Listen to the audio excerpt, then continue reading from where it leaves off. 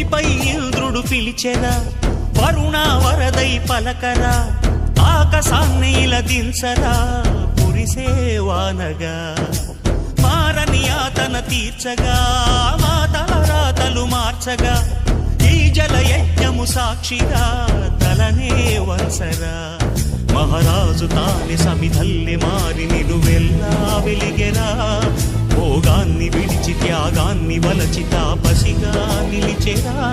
జనక్షేమమే తన సంకల్పముగా, తన ఊపిరి హోమజ్వాలలుగా, స్వర్గాన్నే శాసించెనురా, అమృతమును ఆహ్వానించెనురా.